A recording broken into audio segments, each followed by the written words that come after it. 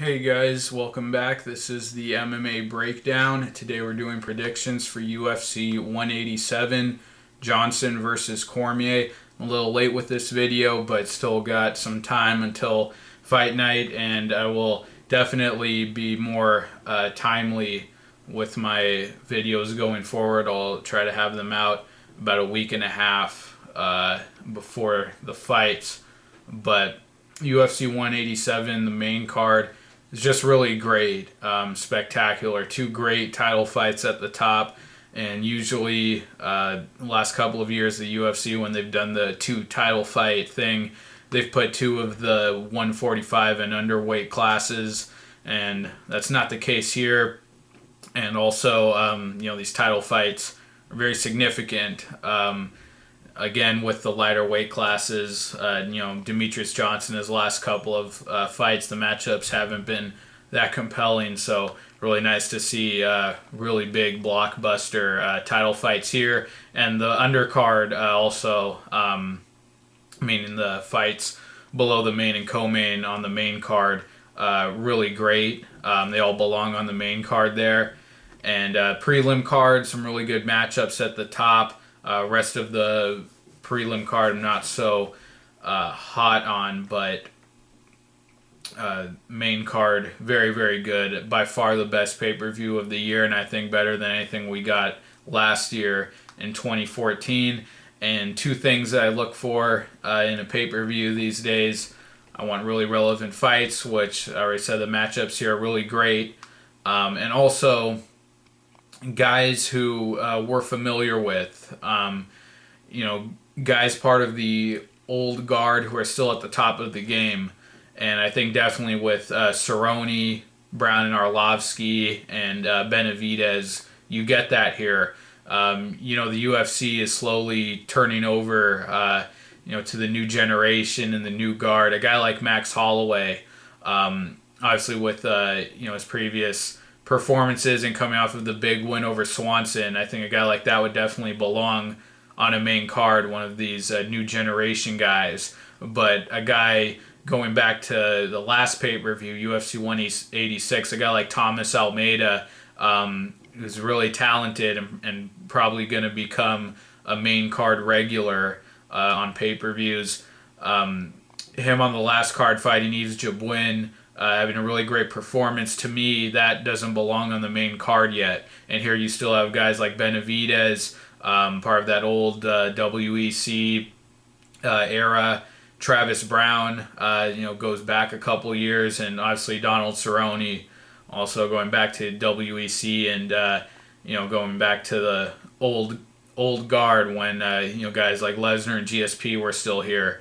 And we get both of those things. Guys from the old guard and really significant matchups here on this pay-per-view. So I think it's really great, and I can't remember the last time a main card was this special. But let's get right into it, starting off with the UFC Fight Pass preliminary card at flyweight. Justin Scoggins versus Josh Sampo. I'm going to take Scoggins here. I think he's just a more talented guy and has a lot more potential than Sampo. I think the only thing holding Scoggins back is his own inexperience.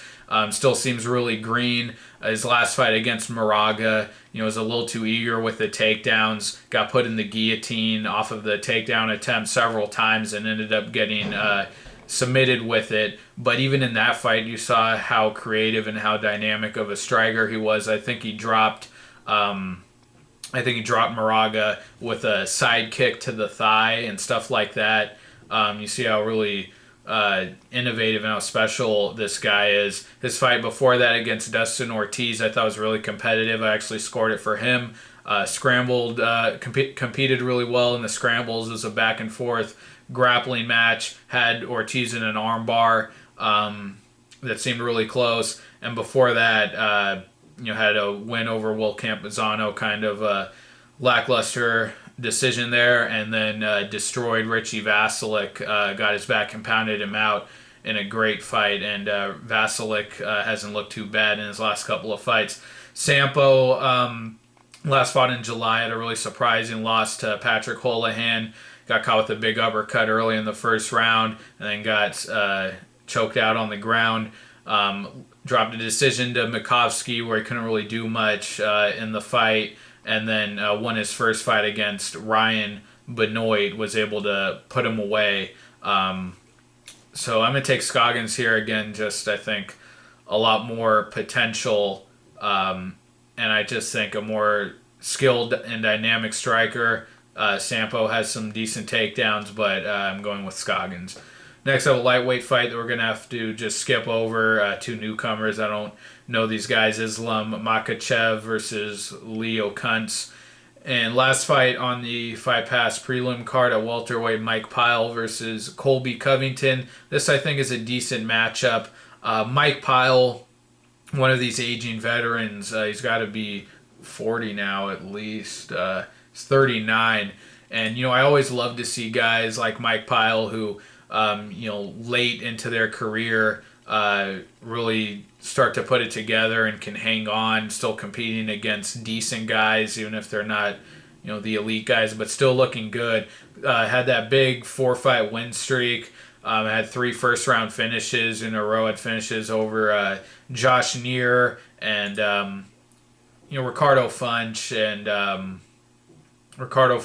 and James Head, and those guys again aren't elite guys, but still has finishing ability on the feet and on the ground. He's a really strong grappler. Saw that in his win a couple fights ago against TJ Waldberger. Was able to shut down the submission game of Waldberger, who's a great submission threat, and just had back control and pounded him out in that fight. But his chin is just not there. That's been his undoing going back years. Going back to 2010, got TKO'd by Jake Ellenberger, and since then has had knockout losses to Rory McDonald, Matt Browne, and Jordan Meehan. Those last 3 guys all put him out in the first round, and his chin is just not there to hold up against these younger guys and these more powerful strikers. I think that's going to be the thing here. Colby Covington is not seasoned at all. Another really green guy in the UFC. Has had 2 fights and has fought very low-level competition in Wang On Ying, who might have been from Tough China, I'm not sure. But Wagner Silva in his last fight, who was from Tough Brazil, and a guy who wasn't competitive at all really on the show or in the finale. Got finishes over both guys. He's a wrestler, I believe he's a D1 wrestling background, but Wang On Ying was able to take him down, pound him out in the first round, and Wagner Silva was taking him down at will and pounded him out, or got the submission win late in the 3rd round. So an athletic guy with some good takedowns and some submission and ground and pound offense, able to finish. I think Pyle is just far more skilled. I think he'll be able to out-grapple Covington. But I think it really just comes down to how diminished is Pyle at this point. Just coming off of another knockout loss. Probably very devastating for him. And, Colby Covington, I wouldn't count him out being able to take down Pyle, rough him up on the ground if, Pyle is just, if his age is caught up to him. But if we're not counting on the age, I think Pyle is just too experienced and far more seasoned than Covington. I would expect him to, be more skilled both on the feet and grappling on the ground. So I'm going to go with Pyle, but if he is 39, coming off of another knockout loss, might be the end for Pyle. So wouldn't count out Covington, but taking Pyle. Moving on to the Fox Sports 1 preliminary card. And women's strawweight, Rose Namajunas versus Nina Ansaroff. I have to go with Namajunas big here.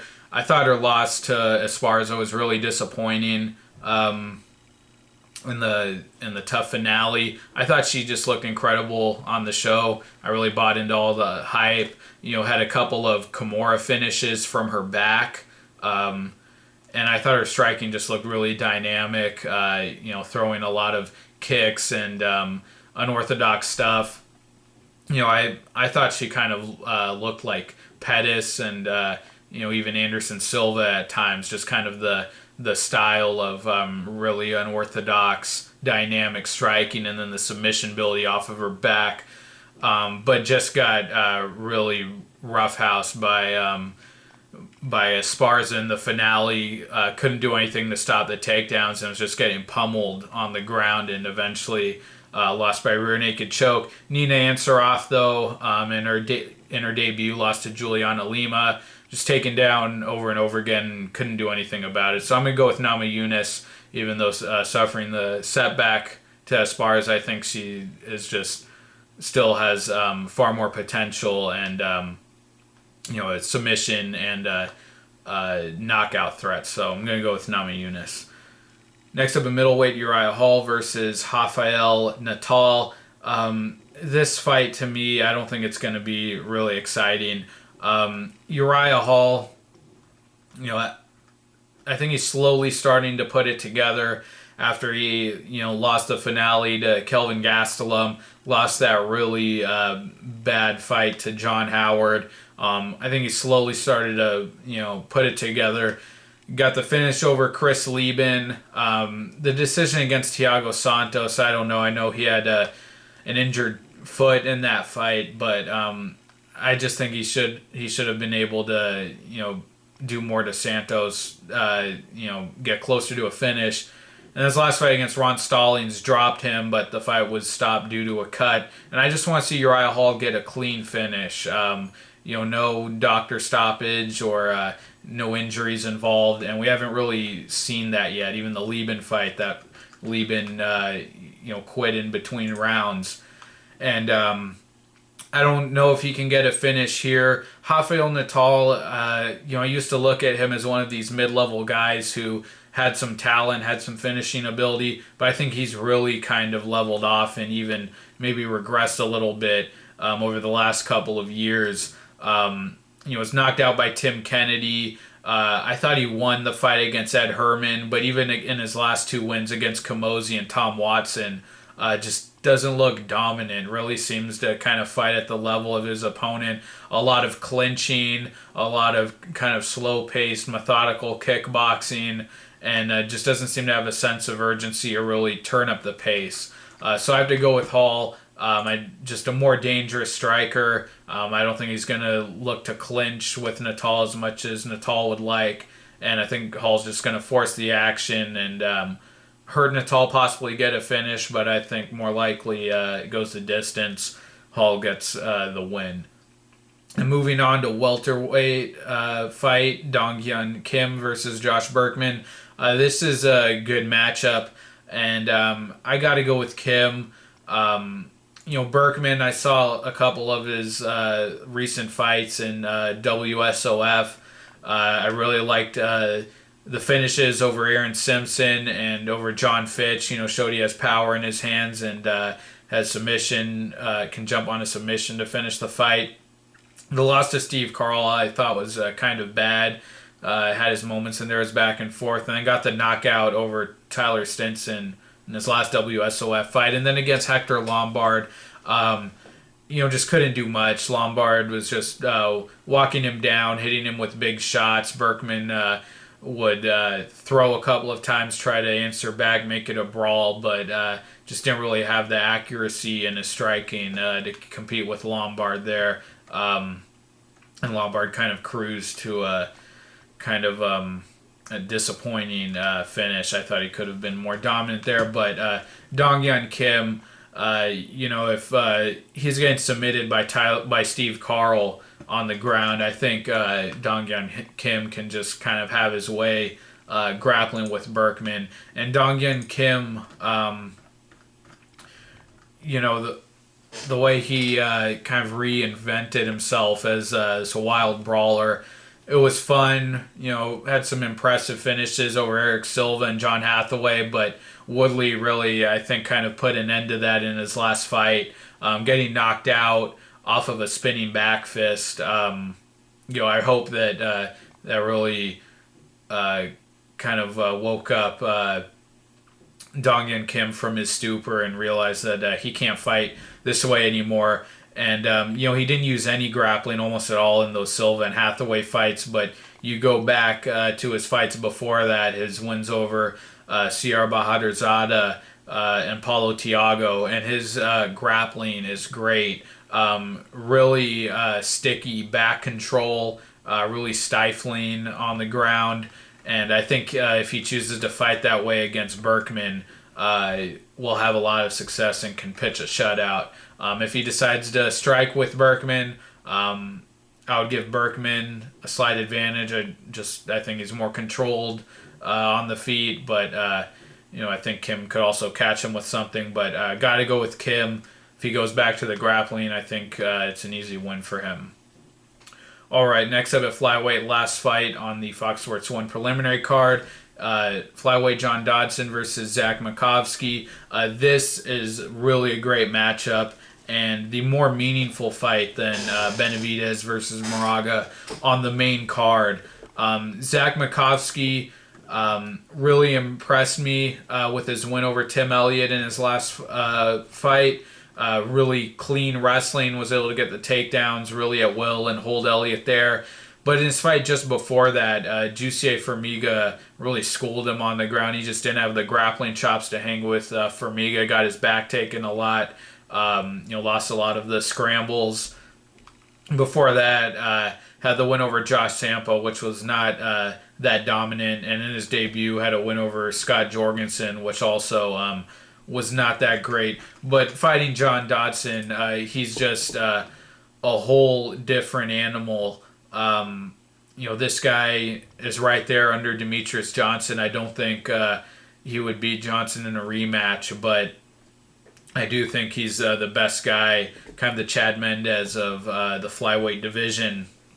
And I think we really need to see him fight Benavidez, but I think Makovsky is just going to be too slow. He's not going to be good enough on the feet. Dodson just has incredible speed, very explosive. The knockout in his a couple fights ago against Daryl Montague, he's just flying all over the cage. You can't even keep your eyes on the guy because he's so fast and hits you from different angles and just has big power. His last fight about a year ago against John Moraga, I thought he took a little too long to get going, but once he has you hurt and smells blood, jumps on you and is able to get the finish. So got to go with John Dodson here to win big. I think he gets a big finish, first or second round. And Makovsky is a really solid wrestler, a good fighter, top 10, I think, in the flyweight division, but I don't think he'll have any chance against Dodson. All right, moving on to the main card of flyweight, Joseph Benavidez versus John Moraga. This is another fight where I think Benavidez, he's just that elite guy, that guy who's going to be able to beat everyone in the division except Demetrius Johnson, who he's come up short against twice already, and I don't think Moraga is at that level. And even though he's won his last two fights, we already talked about the Scoggins fight. I didn't think he was looking good early, couldn't find his rhythm on the feet, won by guillotine, and then against Willie Gates, after getting hit in the groin, was able to come back and get the submission win over Gates. But Moraga had a couple of really good finishes in his first couple of UFC fights over Ulysses Gomez. Finished him with a great combination, and then against Cariaso finished him with the front choke. But his striking, for being a guy who really relies on his striking and his big power, he's not really able to find his rhythm and dominate there. Even in the fight against Dustin Ortiz, he was winning on the feet, but wasn't able to use his striking to really nullify Ortiz's wrestling. Against Dodson, couldn't find his rhythm on the feet, and even against Scoggins was not winning the fight on the feet early on. So I think he is not as great a striker as we might have thought from his first couple of UFC fights. And Joseph Benavidez, his last fight against Dustin Ortiz, I wasn't really impressed with that win. I thought he should have, hurt Ortiz and come closer to getting a finish. in that fight. Ortiz is not a great striker. He's an okay striker. And it seems Benavidez has kind of resorted back to his kind of wild brawling style of striking, where he throws a lot of overhands, throws a lot of from the hip, and back when he fought Johnson for the second time in the promos leading up to the fight, Johnson said that the difference between him and Benavidez was that Johnson's a technical striker and throws to land, whereas Benavidez just kind of throws bombs and hopes they land. And I think that's kind of true.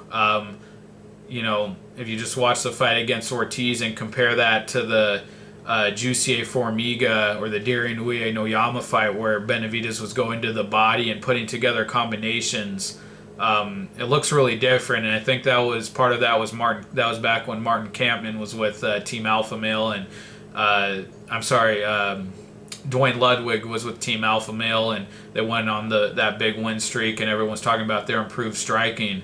And now you look at his fight against Ortiz, he really seems to be a headhunter and really looking to load his power in every shot, as opposed to his fights against Formiga, where he put him down with one punch, and Uye-Noyama took him out with body shots. So I think Benavidez has kind of regressed a little bit in that regard, but I still think overall he's good enough. And a couple fights ago against Tim Elliott, you still saw how dangerous he is with his submissions on the ground, finish him with a mounted guillotine, and I just don't think Moraga can compete on the ground or really on the feet with Benavidez. So I have to go with Benavidez I think he wins a decision. All right, heavyweight Travis Browne versus Andrei Arlovski. To me, this fight is really fun, mainly because Arlovski, everyone's saying he's back. He got the knockout win over Bigfoot Silva in his last fight, which I don't really think that means a whole lot. Bigfoot Silva has kind of become everyone's punching bag at heavyweight, getting knocked out by Mir in his last fight. But if Arlovski can get past Browne, good for him. Give him his title shot. It'll be a lot of fun. But I can't buy that, just because he knocked out Bigfoot Silva, that he's suddenly ready to compete with the elite guys at heavyweight. I do think in hindsight, after Rumble Johnson has come over and done what he's done lately in the UFC, that Arlovski was able to go the distance with him was kind of impressive. But I just don't think he really has the power or the grappling to hang with Browne. You saw in that last fight against Brendan Schaub, Browne was just too physical, too big, really too brutal. It got taken down a couple times early, but Browne has big power. I don't trust Browne's striking to win a decision. I don't think it's really that technical or that sound. Obviously against Verdum, really struggled. After the first round is pretty much done, had no answer to strike with Verdum the rest of the fight. But if these guys are just gonna brawl it out, I definitely think Browne has the bigger power. Arlovski's been put out a couple of times throughout his career, and his chin might be a little suspect. Browne also got knocked out by Bigfoot Silva a couple of years ago, but I think that was mostly a fluke. I mean, he was fighting on one leg, and he's got those great elbows when guys try to take him down, and he sprawls against the fence and rains down those elbows to the temple. I just think Browne has way too much power here for Arlovski, and Arlovski I think can be the more technical striker, but I got to go with Browne. I think he gets a finish first round. All right, moving on to lightweight, Donald Cerrone versus John Makdessi. Makdessi stepping up for Nurmagomedov short notice, and also just fought recently. That was the 186 card he fought on, wasn't it? So just not even a month ago. So getting right back in there. And that fight against Shane Campbell, that was Makdessi came back from a year-long layoff there, and had some trouble with Campbell early. Ate a lot of leg kicks, took some big shots, but the power took over and was able to put him out.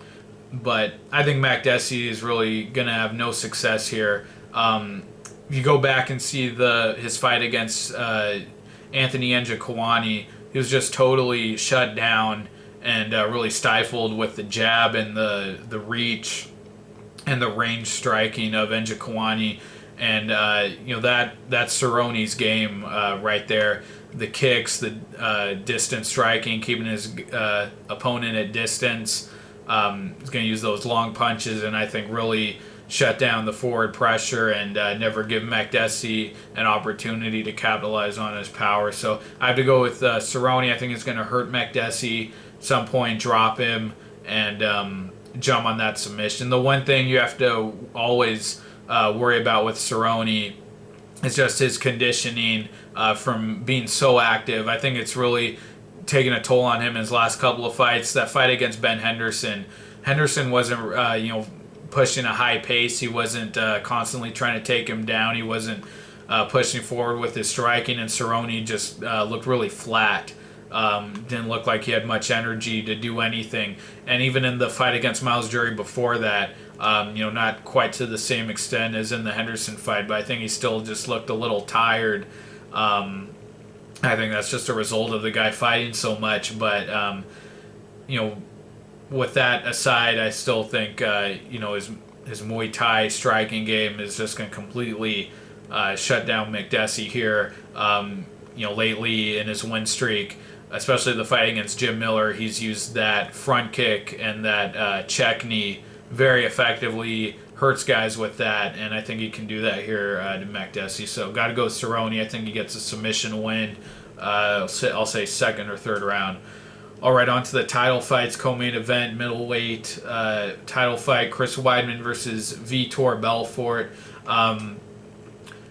You can speculate all you want on Belfort's TRT use and how that may be responsible for his knockout wins and the recent win streak he's been on.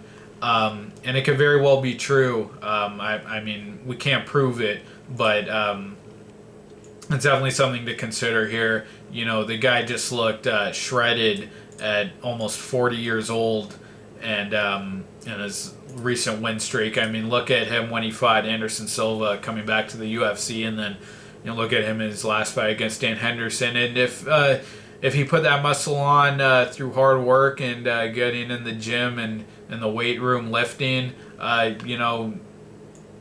that's great and could be true. But I think that TRT probably played a role there. So it's going to really be interesting to see how he looks physically and how he looks out there.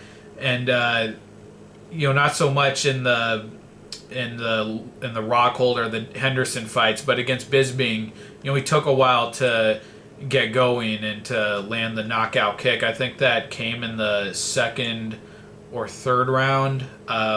Second round, almost at the end of the round, but I really think his first round is his only chance against Weidman here. Weidman, I think, is Weidman. I view both of the Anderson Silva wins as completely legitimate. You've seen how great his submissions are on the ground. Also, I think his striking has come a really long way. I think Serra and Longo really help him to break down his opponent to a science. I think that's how he beat Silva. He can be pushed on the feet, though. We saw that in his fight against Lyoto Machida, and especially with Machida just being smashed by Rockhold. I think that might be a little eye-opening. And if Belfort can just unload and kind of go for broke in the first round, I think he has a chance of beating Weidman, catching him. Kind of like he did against Rockhold. It will have to be something, kind of out of the blue like that. But Weidman's boxing, I just think, is really sharpened up in the Anderson Silva fights, and even in his last fight against Machida, he was throwing elbows from in close, and I really think he's going to exploit the takedown defense of Belfort here. I mean, going back even to the Couture fights, where Belfort was out wrestled, and I think Tito Ortiz also out wrestled him back in the day. And even the Anthony Johnson fight, he was being taken down, and if you remember, he only got back to his feet because the ref stood him up, and a lot of people thought it was kind of suspicious. They were down in Brazil and thought the ref was kind of playing to the crowd with the quick stand-ups. Did it a couple of times before Belfort was able to hurt Johnson and get the submission. But I think Weidman is just going to take him down all day. Belfort, at his age, also John Jones really took him down, but hasn't had to fight a really great wrestler in a while. And I think Weidman, the younger, more athletic guy, is just really going to have his way taking him down. I think he's going to hurt him with the ground and pound and look for that submission. So I'm going to take Weidman by submission here. And Belfort, I won't deny, his recent win streak and how dangerous he is on the feet. But I really think it's got to be early in that first round, and he's really got to go for broke there. I don't see him going even in the second or third round being competitive with Weidman, and definitely not the championship round. So definitely going to go with the Weidman big here. All right, main event at light heavyweight: Anthony Johnson versus Daniel Cormier. I was really excited to see the Johnson-John Jones matchup. And I think, Johnson had some bigger advantages there than he does here.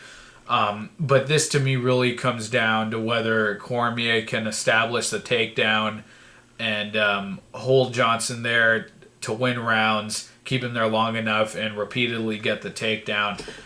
On the feet, I think Cormier can survive, can be even competitive, but I would heavily favor Johnson to win a decision if this just is a striking match. Cormier, I obviously with the wrestling, I think he's a far higher level wrestler than Johnson has had to face in a long time. Johnson got taken down by Koscheck at welterweight. But has also showed a good takedown defense against guys like Brenneman. That was all back at welterweight, but hasn't had to face a really great wrestler in a long time, and since he's moved up to light heavyweight. And I think Cormier, he should have a big advantage there. But if he doesn't get that, I just see Johnson really taking over with the striking. If you look at the Phil Davis fight, Johnson didn't have to defend a lot of takedowns, and he wasn't the aggressor. He wasn't the one coming forward. He was really a great counter striker in that fight. He let Davis come at him and countered him, and I think that's really how he should look to fight in this fight against Cormier. Going forward, he's going to be the bigger guy. I believe he has a good height advantage here, 6'2", and I think Cormier 5'11". So, Cormier being the shorter guy, if Johnson comes forward and really is overly aggressive, Cormier's going to be right there, close to his hips, and that takedown's going to be more available to him. If he kind of holds back and lets Cormier come forward, I think Johnson will have a lot of success countering. We'll be able to stuff a lot of the takedowns that way. And I just think he's got more power and throws a higher volume than Cormier. We've seen Cormier's knockout ability. We've also seen him fight really technically, like against Roy Nelson, just kind of hitting him with some shots, getting out of the way. But if you look at Cormier's his power, his fights where he's had success on the feet, it's come against Bigfoot Silva, a guy who already said, everyone's been able to knock that guy out at heavyweight. Josh Barnett, he was able to outbox, but I wouldn't consider Barnett a great striker. And even against Roy Nelson, was able to outstrike him, but wasn't able to put him away. So just going trading strike for strike, I think Johnson will have the big advantage there. But really, if Cormier can get, like I said, secure that takedown, I could definitely see him winning a decision here, getting that takedown enough to win 3 out of the 5 rounds. I just don't know if if he does get in close, is able to close that distance, if Johnson has the takedown defense to stop that, I mean, it's different than fighting at welterweight, but Johnson could still have that same great sprawl that he showed against guys like Brenneman and back at welterweight. I really think it's a coin flip and a really competitive fight. I've got to think that Cormier is going to be able to get that takedown at some point. And his fight against John Jones, was able to close the distance real well. And fight in the clinch, land some big uppercuts. But I don't see him being able to do that against Johnson, just because, Jones isn't a great, he's not a great phone booth striker like, Johnson is. It doesn't throw combinations really going back, and Johnson can do that. So I don't know if Cormier is going to be able to get that clinch position, get it on his hips as easily as he would like to. I think it's just real close. I want to go with Cormier just because of his skill level, his wrestling, his credentials. But I think Johnson just has kind of the stylistic advantage here on the feet, and I think he can fight in a way, like I said, against Phil Davis, if he makes Cormier come to him. If he holds back a little bit, I think fighting that way, he'll be able to stuff the takedowns, counter with his strikes, keep Cormier away from him. And I'm going to go with Johnson to win a decision, but I just think it's really close. It's just going to come down to whether Cormier can establish that takedown or not. But Johnson's looked so good. Even his fight against Lil Nog, who might not have been a worthy opponent, but the way he fought against Phil Davis, his cardio held up and never really emptied his gas tank in that fight, and then the way he was able to just storm Gustafsson, I think that shows he can fight in different styles depending on his opponent, and I'm going to go with Johnson to win the decision, but I think it's a very close fight. Yeah, going to go with Anthony Johnson.